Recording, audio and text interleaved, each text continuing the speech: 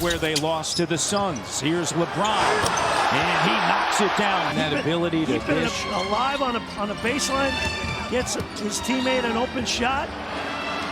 James, the three. When the Lakers fired Darvin Ham over the offseason, many fans rejoiced. The lack of accountability, looking clueless during timeouts, people were just over it. But the main question that remained was who would they hire?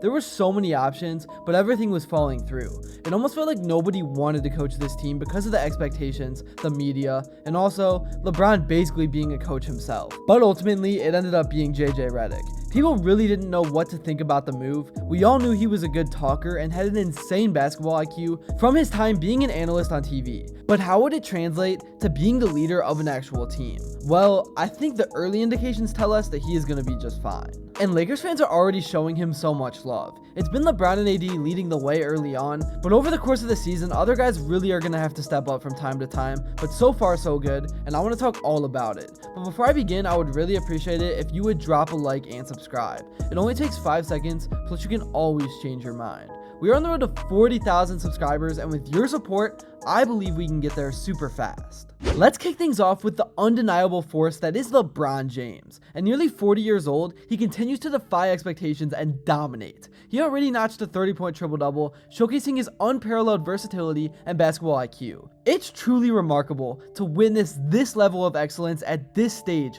of his career. But LeBron isn't carrying the load alone. Anthony Davis has been nothing short of spectacular to start the season. We're talking about averages of 31.8 points and 12 rebounds per game. These aren't just good numbers, they're MVP caliber. And his impact obviously goes beyond the box score. His presence in the paint on both ends of the floor changes the entire dynamic of the game.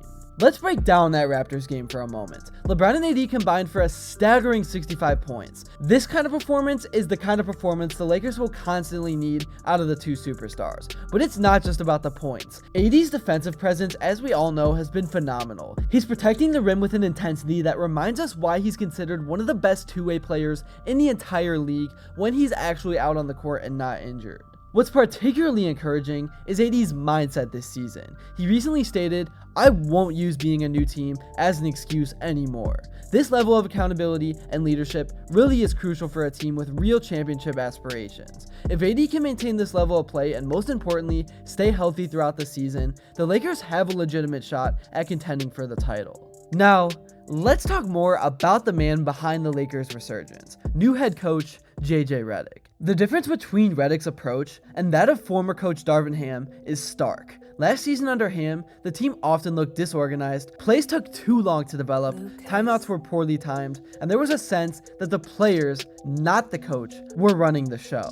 Reddick has completely transformed the team's energy and playing style. He brought a fresh, dynamic approach to practices, even participating in some of the drills himself. And this hands-on style has clearly resonated with the players, and perhaps most notably, Reddick isn't afraid to challenge anyone, even LeBron. There was already an instance where he cussed out LeBron for not shooting the ball during a game, really demonstrating that he took this job to try to help this team win, not to placate egos. And under Reddick's guidance so far, the Lakers are playing with a newfound freedom and aggression. They're attacking early in transition, pushing the pace, and playing with a fluidity that was sorely lacking last season. It's a little reminiscent of the Showtime era with a modern twist. Maybe that's an overstatement, but still, this is just a different brand of basketball. However, as impressive as LeBron and AD have been, they can't do it all alone. The rest of the starting lineup needs to step up consistently.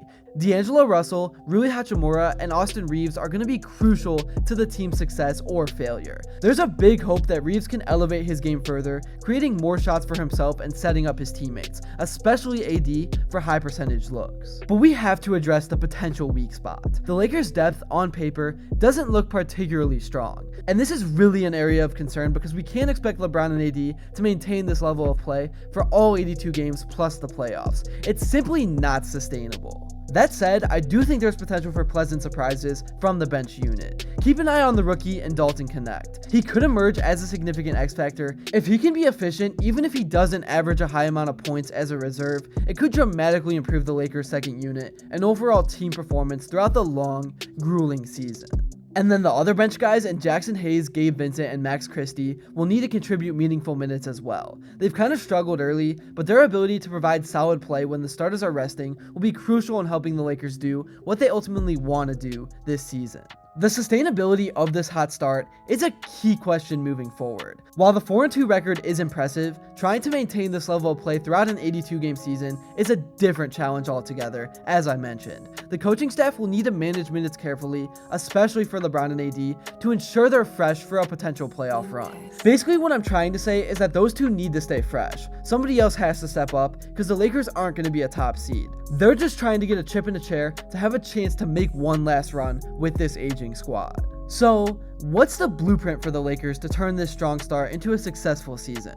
First and foremost, Anthony Davis has to stay healthy. His availability is perhaps the single most important factor in the Lakers' championship aspirations. When AD is on the court and playing at this level, the Lakers can compete with anyone. But when he's off the court, this can be a bottom feeder team. Secondly, JJ Reddick needs to continue pushing the right buttons. His aggressiveness and up-tempo style has clearly energized the team, but he'll need to adapt and evolve as the season progresses and teams start to figure out the Lakers' tendencies. And then, as I talked about, the bench unit needs to find its identity and provide quality minutes. Whether it's Connect emerging as a scoring threat, Hayes providing energy and rim protection, or Vincent and Christie offering steady play, the reserves must contribute meaningfully in some way to alleviate the pressure on the starters. I know I've kind of been repeating myself, but the keys to success really are that simple. Here is what some of the guys on the team as well as the media have to say about this hot start.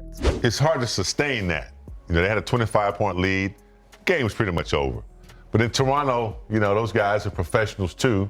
And they got back in the game a little bit with some intensity and started hitting some threes. And then the Lakers had to finish them off with AD and LeBron. But I think for all our guys, it's a great example. I wasn't aware of that, but it's something that we've talked about with a number of our older players is like, you gotta be a leader with these young guys and help pick them up, give them some confidence. And it's great to hear D'Lo did that. I mean, the timing of it was more something that I was just not used to, playing a little longer.